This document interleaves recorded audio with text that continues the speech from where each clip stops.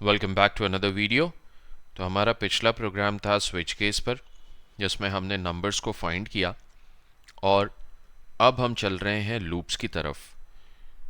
तो alt F(N) करके मैं नया विंडो ओपन कर लेता हूं और अब मैं यहाँ पर लिखता हूँ #include stdio.h #include conio.h void main।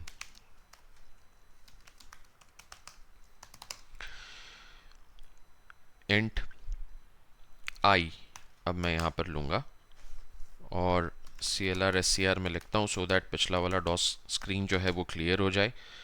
और printf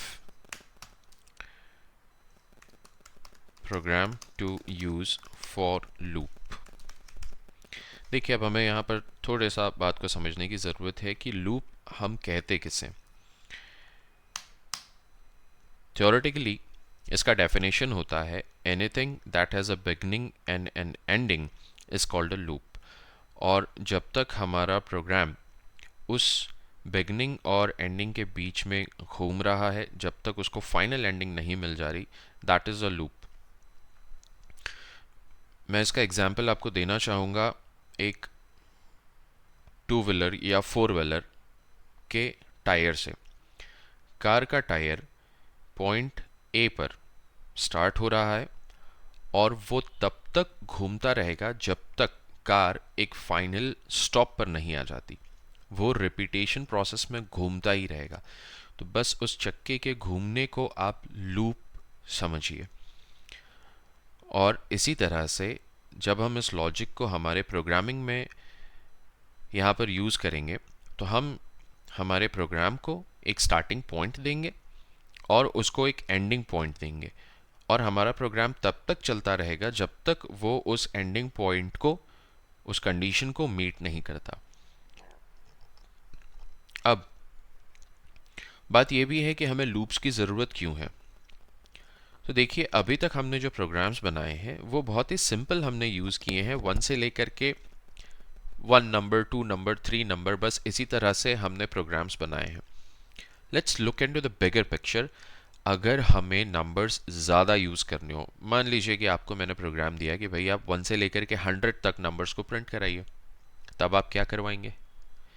या मैंने आपसे कह दिया आप 1 से लेकर के 100 टाइम्स आप यूज़र से वैल्यू स्कैन करा करके उसको किसी वेरिएबल में स्टोर कराइए, तब आप क्या करेंगे?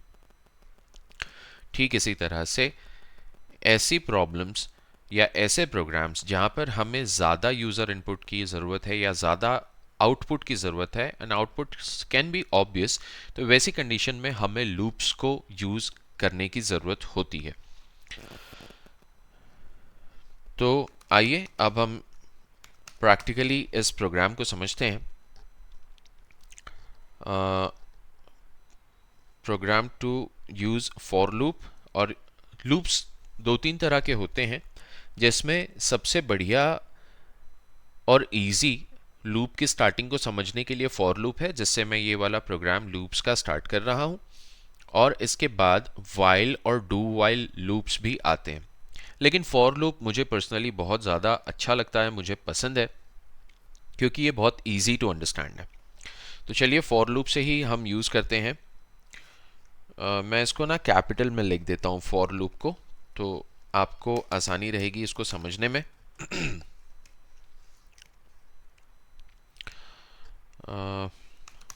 प्रोग्राम टू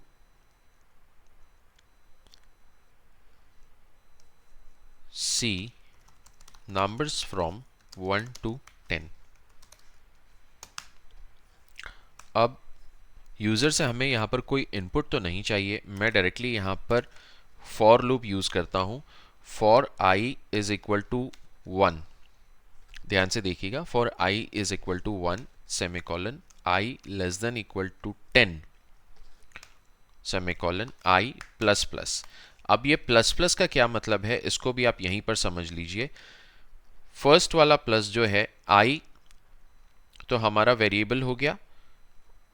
फर्स्ट वाला प्लस जो है ये एडिशन का काम कर रहा है।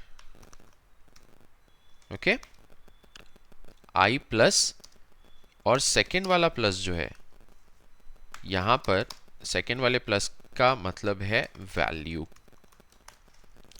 i plus value. तो ये किस तरह से काम करेगा इसको हम समझेंगे आगे, i प्लस प्लस का क्या मतलब हो रहा है। मैं इसको कमेंट करके यहाँ पर रख देता हूँ। ये एग्जीक्यूट नहीं होगा, कंपाइल नहीं होगा, क्योंकि मैंने इसको ऐसे 2 लाइंस लगाकर इसको कमेंट कर दिया है। For i equals to 1, i less than equal to 10, i plus plus, और बस कुछ नहीं, प्रिंटफ कराइए, बहुत आसानी सा, एम्परसेंड डी कॉमा, क्या लेंगे हम यहाँ पर i इसलिए ले रहे हैं क्योंकि हमने इंट पर i डिक्लेयर किया है और i को ही हमने फॉर लूप में चलाया है 1 से लेकर के 10 तक, बस इतना ही हमें करना है। और गेट ch हम करते हैं और बस बहुत आसानी से हमें हमारा आउटपुट मिल जाएगा। लीजिए, program to use for loop. अभी ये आउटपुट हमारी पसंद से नहीं आया, हमें इसके लिए एम्परसेंड डी में /n लगाने की ज़रूरत है। लीजिए, program to see numbers from 1 to 10, 1 2 3 4 5 6 7 8 9 और 10। हम चाहें तो यहाँ पर /t भी यूज़ कर सकते हैं। देखते हैं इस पर क्या होता है। थोड़ा सा राइट हैंड साइड स्क्रीन के हमें आउटपुट मिला है 1 से लेकर के 10 तक पूरा कंप्लीटली। देखा आपने कितनी आसानी से हमें आउटपुट मिला। अब हम इसको समझने की कोशिश करते हैं कि ये हुआ कैसे। देखिए, इनिशियली i की वैल्यू कितनी है, ध्यान दीजिए, इनिशियली i की वैल्यू कितनी है। हमने यहां पर लिखा है i इज इक्वल टू 1, तो i की वैल्यू यहां पर हो जाएगी कितनी, 1 प्लस, क्योंकि हम i प्लस प्लस को समझने की कोशिश कर रहे हैं, i प्लस प्लस, तो अभी इनिशियली i की वैल्यू 1 ही है, तो यहां पर और कोई वैल्यू नहीं आ रही है। सेकेंड लूप में क्या हो रहा है, जब ये लूप चल रहा है 10 बार, सेकेंड लूप में क्या हो रहा है, सॉरी, यहां पर i प्लस प्लस में इनिशियली i की वैल्यू वो 1 को आउटपुट दे देगा, i की वैल्यू को 1 आउटपुट हमें फर्स्ट टाइम में मिल जाएगा, ठीक है। सेकेंड टाइम में क्या होगा, i प्लस 1 ये करेगा, क्योंकि अभी i की वैल्यू कितनी उसको मिल रही है 1, तो 1 प्लस 1, अब i की वैल्यू कितनी हो गई, i की वैल्यू कितनी हो गई, अब 2 हो गई, क्योंकि प्लस और प्लस हमने यहां पर वैल्यू ऐड करा दी है। अभी i is equal to 2 plus 1, तो अब i की वैल्यू कितनी हो जाएगी, 3। तो इस तरह से हमें इंक्रीमेंट होते हुए value plus plus 1 plus 1 plus 1 plus करते हुए इसकी वैल्यू हमें कंटिन्यूसली बढ़ती हुई मिलेगी।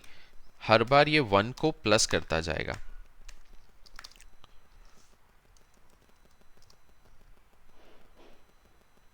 सो ये मतलब हो रहा है यहां पर i प्लस प्लस का। अब हम इसके साथ थोड़ा खेलेंगे भी। दोबारा से हमने इसको आउटपुट हमने चेक किया, i प्लस क्या होगा अगर हम एक बार और प्लस लगा दें, क्या हमारा प्रोग्राम काम करेगा, नहीं। ये इसको गलत लग रहा है कि भैया मैं 3 बार प्लस नहीं कर सकता। i प्लस इक्वल टू, आप कर दीजिए इसको 2। अब देखें 13579, कुछ समझ में आई बात आपको। तो इस तरह से ये फॉर लूप हमारे लिए काम करता है। तो ये था हमारा फॉर लूप। इनिशियली हमें 1 से लेकर के 10 तक प्रिंट कराना है, इसके बाद क्वेश्चंस और भी हैं। So see you in the next video, till then take care.